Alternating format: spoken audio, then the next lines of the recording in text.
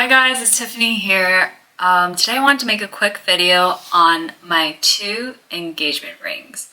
So thank you again for your support on my previous videos. I saw the engagement related jewelry and I thought, why don't I just delve in deeper on the process of building, designing, and sourcing my engagement rings. So I'll get started with my first ring. So this is the one that I was actually proposed to with. It features a slightly over 5 carat unheated Ceylon sapphire in the royal blue color, surrounded by a halo of 14 round diamonds and then 2 pear-shaped diamonds on the side. I came up with this design because it really reminded me of a bouquet of flowers, and I personally really love the color blue, and I think blue flowers are so pretty.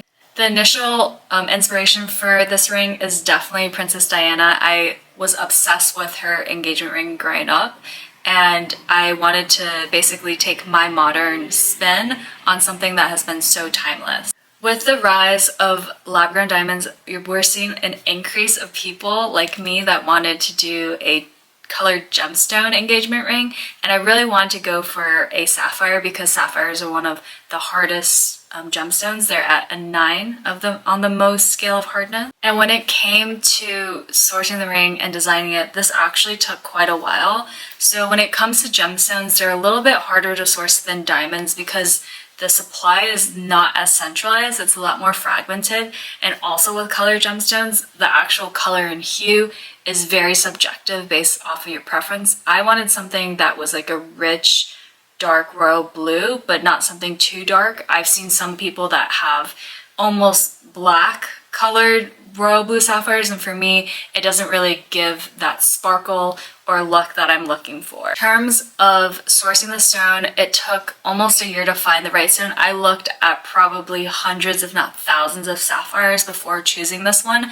I really wanted to get an unheated sapphire, and the reason why is because when it comes to sapphires, when we look at the market, 95% of sapphires are actually heat treated. So basically they're heated to, make the stone more desirable in color or, help get rid of some inclusions, versus unheated stones are basically what they came out of the earth as. Consequently, these type of stones usually yield a much higher price point and can be 3 to 5 times more expensive than a heated stone. So that's something to know.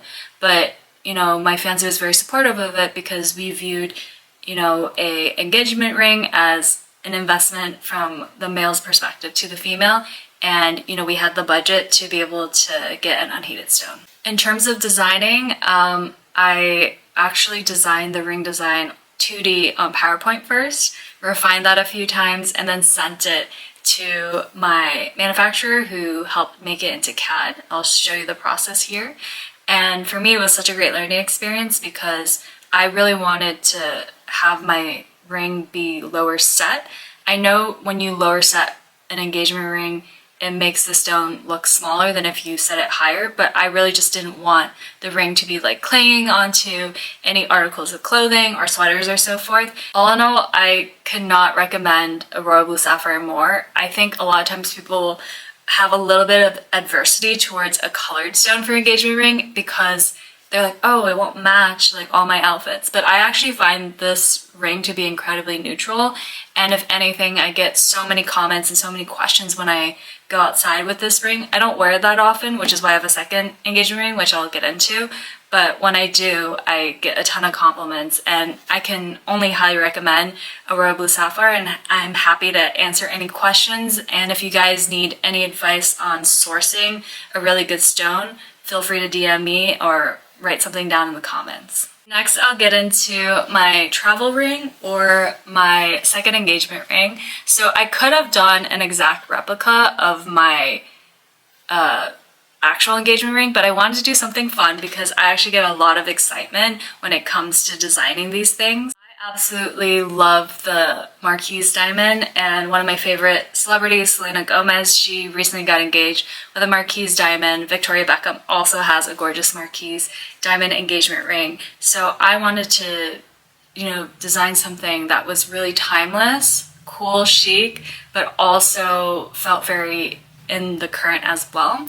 So this is the design that I ultimately went with. I unfortunately have relatively short fingers and they're a little stubby, so I wanted a deep V band because I felt like it helped elongate my ring finger, and I also think it helps create this beautiful silhouette for the marquise because I find the marquise diamond to be incredibly elegant, royal, sophisticated. It's very like, it just feels very luxe. It's a very luxe cut when it comes to a diamond. Other facets of the design of the ring that I want to note is the band is, ooh, if it'll focus. The band is actually a 3-row pave, so it makes the band look, it's basically covered in diamonds, which gives it this very gorgeous, sparkly look that's very 3D. So I really appreciated the silhouette for making a solitaire ring look more special and unique.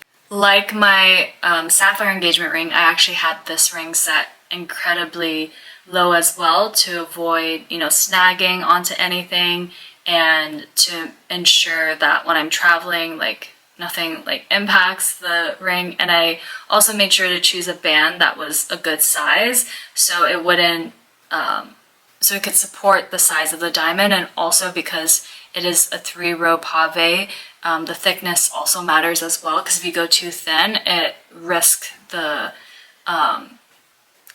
stability of the ring for everyday wear. I think this ring is also super gorgeous. I feel a lot more comfortable wearing this on the subway. I live in New York City. It's such a bustling city, and I mean that's part of the reason why I live there, but there's also just so many people and you just never know, and I would feel absolutely gutted if I lost my engagement ring on the subway, so I just thought it made a lot more sense to go for a travel ring like this.